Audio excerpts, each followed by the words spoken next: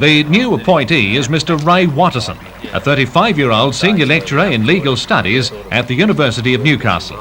In his spare time, Mr. Watterson looks after his 6-hectare property at Seaham, helped by wife Cheryl and 3 children. He came to the district from Tamworth 10 years ago to take up a position at the university and has always had an academic background in law. Mr. Watterson will join the 5 other members who make up the tribunal at the end of September.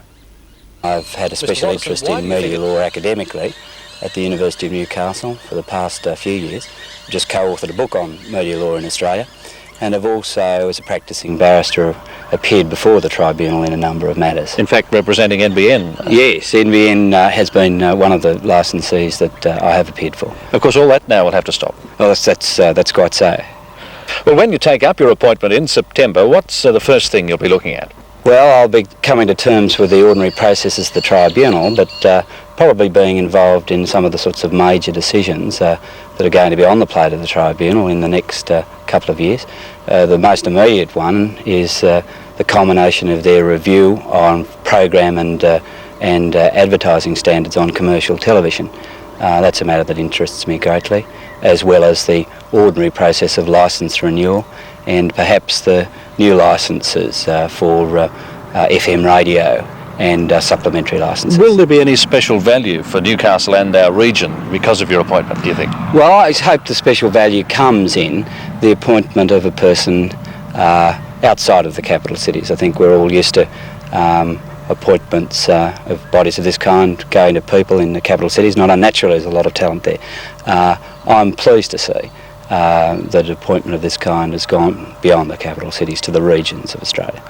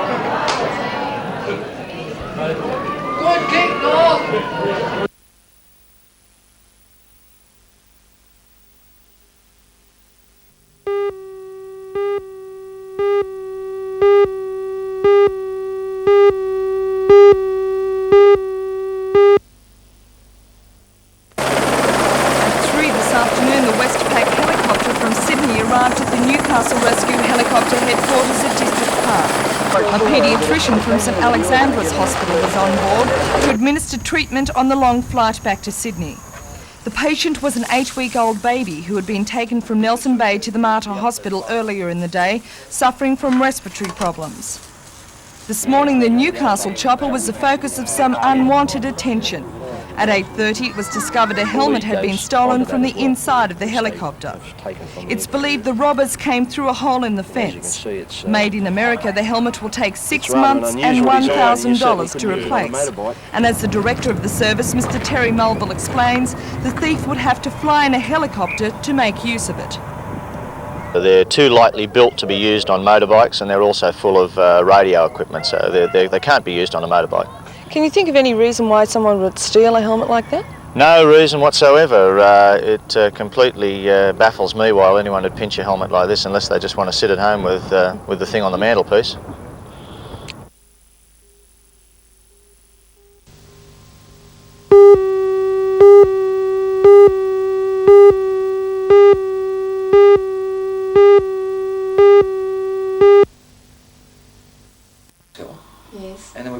As Alderman Morris points out, the Consumers Committee has asked him for his view, even though he's not a candidate in the September elections. By answering yes and supporting the Consumers Committee, candidates in the local government election win the endorsement of the Consumers Committee. Alderman Morris labels this politicking. Do not have a lot to do with the rating system. Is that local government has no involvement in the water board. There isn't an alderman who would be in a position to answer the question in terms of information. They're not involved in the process. We recognise that the water rates have been a difficulty, but for us to say that we're in some way expert and can therefore respond, and particularly candidates, is quite wrong. I think it's a very bad move, and it's one that's such a very bad precedent. And in my view, it's a standover move. It's a move to try and coerce people on the wrong grounds. If we're standing for the water board, it'd be a fair question. But we're not standing for the water board. The candidates are standing for Newcastle City Council. What's your advice to aldermen? My advice.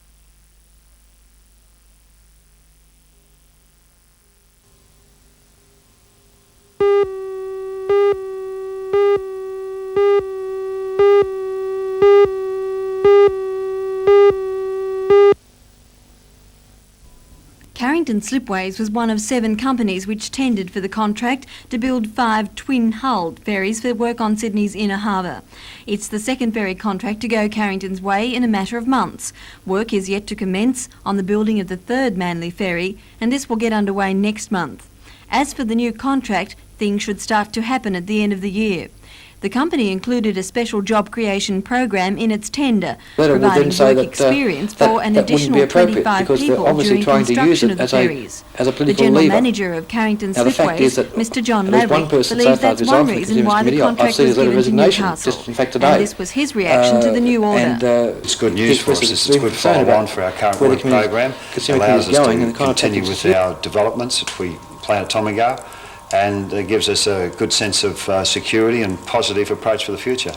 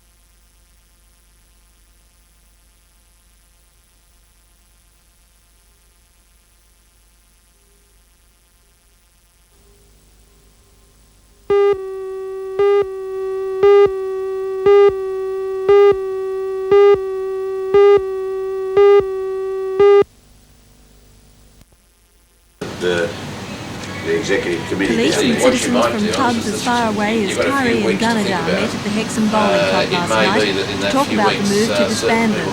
They have called for an extraordinary meeting of the Federation of Police and Citizens Boys Clubs, which meets in Sydney this week.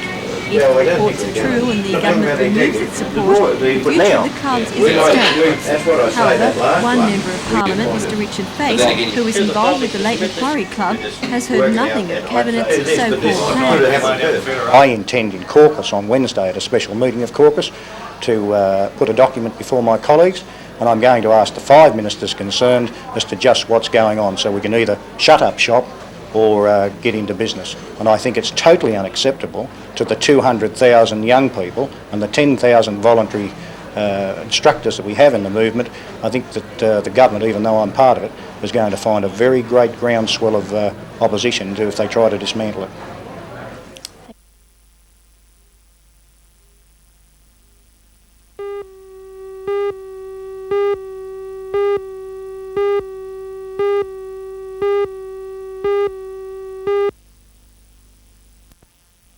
The council was established to hold local and regional elections in Aboriginal land councils and to draft regulations to administer the Land Rights Act, which will become law in January. Mr Anderson and his 2 colleagues believe the bill falls well short of the Aboriginal people's demands.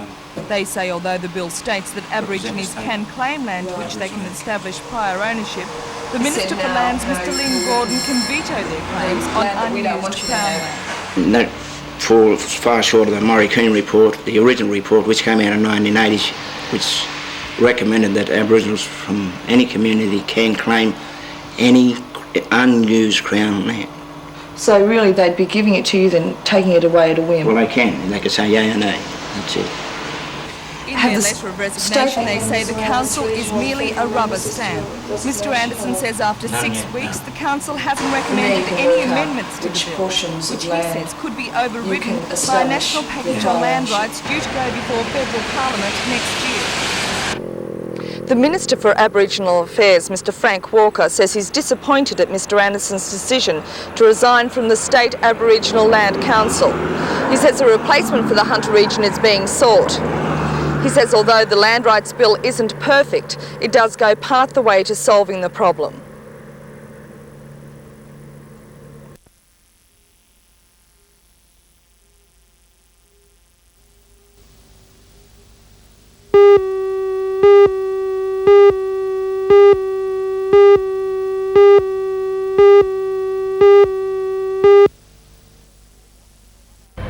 The wreckage rocked the northbound lanes for more than an hour, causing a massive traffic jam and delays for motorists. The accident happened at about 10:20 this morning.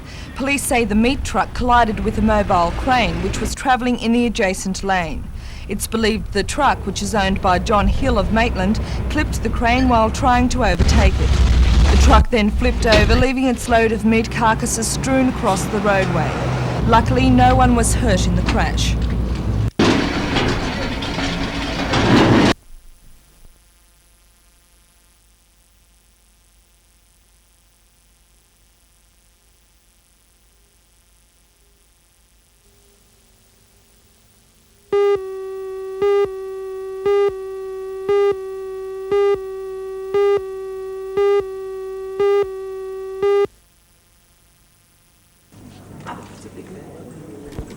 Broadmeadow High entered 2 concert bands on the weekend.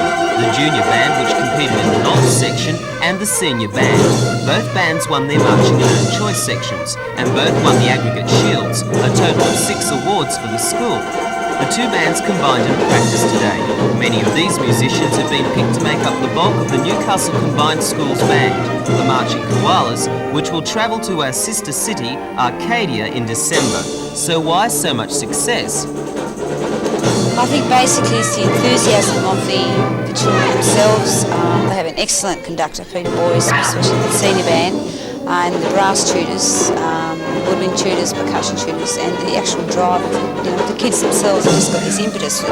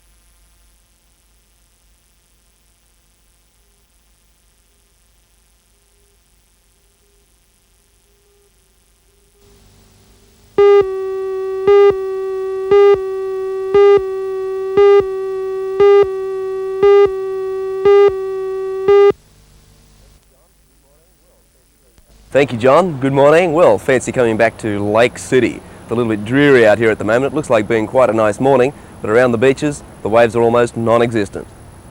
Wave height is around 0.5 metre to 1 metre at all of the open beaches in town. Winds offshore at the moment, conditions are nice and smooth and glassy, but I'm afraid there's just a severe lack of waves for the board rider. Conditions will improve a little with the tide going out, but I'm afraid it's not going to look all that much better around low tide later this morning, and it's just one of those days. Bad luck for the board riders. If you'd like to go for a swim today, however, all of our city beaches are quite safe, and fortunately, the water quite clean. And now look at the weather, and the forecast reads some showers developing in the morning, but clearing tonight. A cold morning and then a cool day with northwesterly winds at 5 to 15 knots, 10 to 30 kilometres per hour, turning colder west to southwest and freshening to 15 to 20 knots, that's 30 to 40 kilometres per hour later in the day. Slight seas rising moderate times offshore on a low swell. Newcastle heading for a top today of 16 degrees and a cool 14 degrees for Scone. Low tide at 10:39 this morning, 0.6 of a metre, and the following high tide will be at 5:26 this afternoon, 1.6 metres. And the outlook for Thursday, dry with southwesterly winds and early fogs and frosts inland. Well, that's the story. Small waves around 1 metre for the board riders, conditions hopefully improving just a little around low tide later this morning. Winds turning to the southwest later in the day and the possibility of a few showers. A top of 16 degrees for Newcastle, 14 degrees for Scone. Have a great day whatever you're doing. Back to you, John.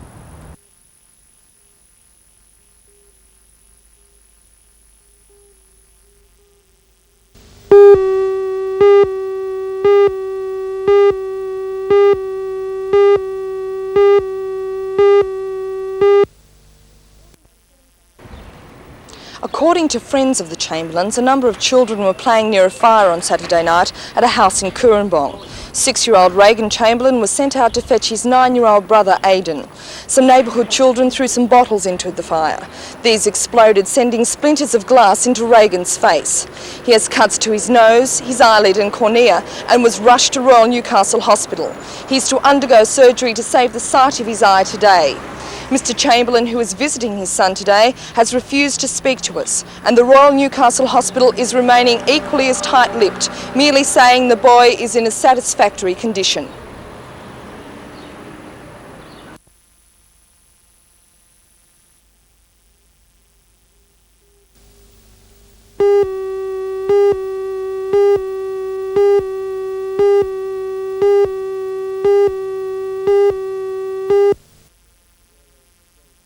Well, there was strong speculation about a wine tax in the May 19 statement, and I don't know who starts these things, the wholesalers or the retailers. And, you know, really I just can't say what is in the budget or what is not. But the party policy is clear, that we will not introduce a wine tax. And I'm very much aware of the impact of a wine tax on an industry that is already overproducing. And I think what we've got to do is sit down with the industry and try if we can see if we can get supply and demand in better balance and try and get the industry out of the hands of the discounters, because that's the main thing that's causing a lack of profitability.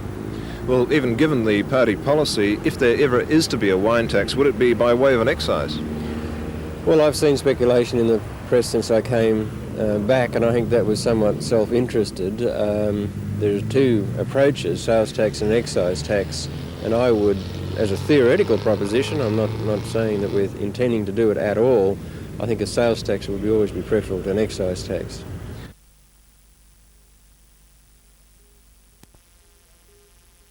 Australia, we're just releasing it here.